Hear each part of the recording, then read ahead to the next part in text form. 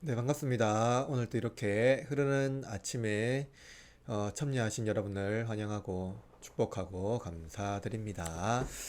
오늘은 마가복음 6장 45절에서 56절 말씀으로 양은 목자를 알아본다 라는 주제로 함께 말씀을 나누고자 합니다.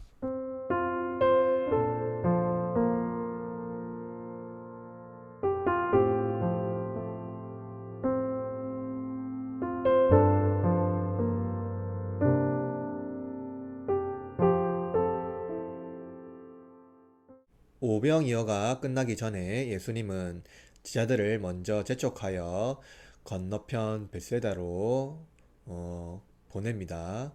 예수님께서 제자들을 먼저 보내신 이유는요. 요한복음 6장 15절에 이제 그 근거가 있는데요. 요한복음 6장 15절에는 이렇게 기록되어 있습니다. 예수께서 그들이 와서 자기를 억지로 붙들어 임금으로 삼으려는 줄 아시고 다시 혼자 산으로 떠나가시니라. 여러분, 오병이어를 경험한 사람들이 예수님을 자신들의 왕으로 삼으려 합니다. 이들은 예수님을 호산나 높이던 무리 중에 있었던 사람들입니다. 예수님의 놀라운 권능을 보고 그들은 자기 죄를 깨닫고 회개해야 하는데, 사람들은 예수님의 권능을 이용하려 합니다.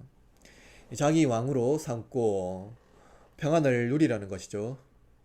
예수님처럼 권능과 능력이 있으신 강력한 군주가 자신들의 왕이 된다면 아무런 염려 없이 살 수 있는 그러한 어떤 욕망이 그들 가운데 있었던 것입니다. 그런데 여러분, 이러한 욕망이 우리 중에는 없는가요? 예수님을 믿으면 무언가 엄청난 일이 생깁니까? 여러분, 우리의 믿음을 이용하려 하지 맙시다. 예수님은 한순간도 제자들, 그리고 이웃들, 그리고 예수님을 따라오는 어떤 무리들, 심지어 예수님을 적대하는 바리새인, 서기관, 제사장들을 이용하려 하지 않았습니다. 예수님은 자신을 죽이려는 맹렬한 눈빛으로 보려는 자들을 선입견 없이 그들을 긍휼히 여김으로 사랑의 태도로 그들을 바라봅니다. 그리고 예수님은 무리들이 자신을 왕으로 삼으려는 것을 미리 아시고 제자들을 먼저 배에 태워 건너편으로 보냅니다. 그리고 예수님은 무리들을 설득하고 그들과 작별하지요. 그리고 예수님 이후에 기도하러 가십니다. 여러분, 생각해 봅시다. 왕이 되고자 하는 열망은 우리의 기본적인 욕구에 있습니다. 그것은 우리의 성공의 욕구, 성취의 욕구, 그리고 권세와 능력의 욕구가 우리 중에 항상 있는 것이죠. 우리는 만물과 사람, 이용할 수 있는 것을 모두 이용하여서 우리의 성공하려는 자아를 실현하고자 하는 욕망이 있습니다. 만약 나에게 충분한 어떤 능력이 있다면 사람들이 그를 부추기든 자신이 스스로 하든 왕이 되려고 할 것입니다. 그러나 우리 중에 아주 선한 그리스도인이 있다면 그러한 나의 자아를 실현하는 욕망, 욕구를 제거해 달라고 하나님께 기도할 것입니다. 그렇다면 예수님도 이 왕이 되려는 욕망을 제거하기 위해서 아버지께 기도하러 그 산에 올라가셨을까요? 그렇지 않습니다. 예수님은 그들이 목자 없는 양 같음으로 인하여 불쌍히 여김으로 그들을 위하여 기도하러 산에 올라가십니다. 그들이 여전히 예수님을 알아보지 못하기 때문이죠. 다만 예수님의 권능과 능력을 그들은 이용하려 한 것입니다. 예수님께서 기도하시다가 제자들이 힘겹게 노를 젓는 것을 보시고 그들 곁에 다가가십니다. 18절 본문에 이렇게 말합니다. 바람이 거스름으로 제자들이 힘겹게 노 젓는 것을 보시고 밤 사경쯤에 바다 위로 걸어 그들에게 오사 지나가려고 하시매. 여러분, 예수님은 지금 산에서 기도하는 중인데 바다 한가운데 있는 제자들이 노 젓는 것을 힘겨워하는 것을 보고 계십니다. 그리고 그들에게 다가오시죠. 폭풍을 뚫고 바다 위로 걸어 오십니다. 여러분, 이처럼 예수님은요, 바다와 폭풍과 힘겹게 싸워 노를 젓는 제자들을 찾아오듯이 여러분의 삶에 투쟁하는 모습을 보시고 여러분께 다가오십니다. 그러면 삶의 고난을 예수님 모르지 않으시죠? 여러분, 예수님만이 우리와 같은 몸을 가지셨고 우리가 경험하는 모든 인생의 고난을 친히 감당하셨습니다.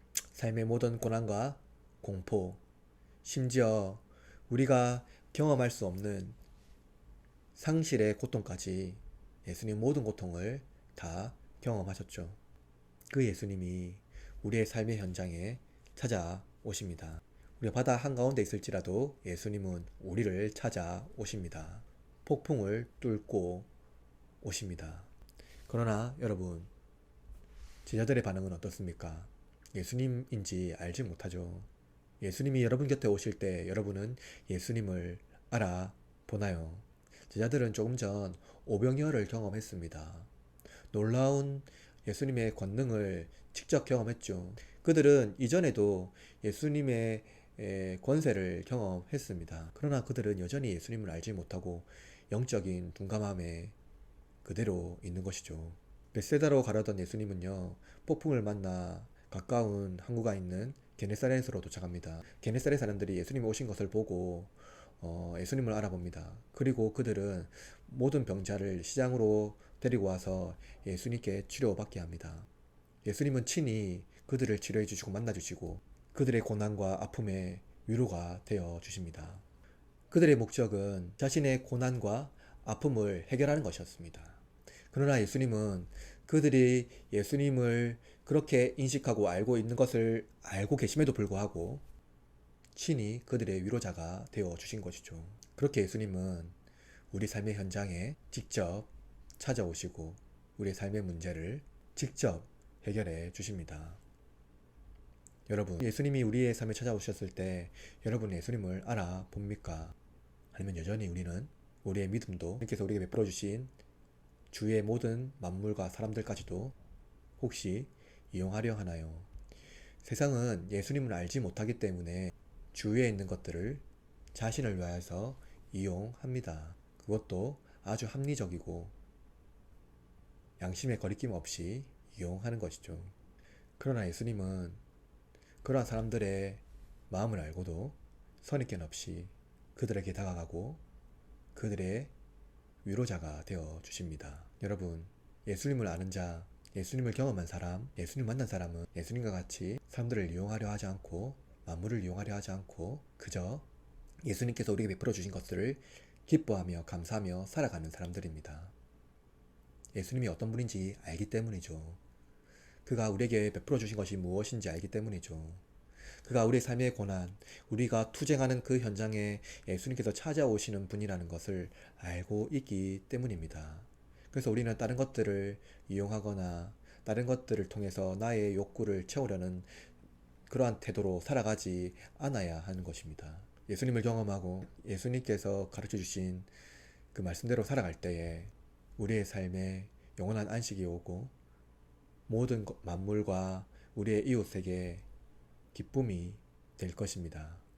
그러므로 흐르는 아침에 참여하신 여러분, 예수님께서 우리에게 베풀어 주신 그 놀라운 은혜를 기뻐하며 오늘도 예수님께서 바다 한가운데서 투쟁하고 있는 제자들 찾아온 것 같이 오늘도 삶의 현장에서 투쟁하고 있는 우리의 삶의 현장에 찾아오실 때 예수님을 알아보고 예수님과 함께 우리 주위에 있는 것들을 기뻐하며 감사하며 살아가는 저와 여러분이 되기를 축복하고 응원합니다.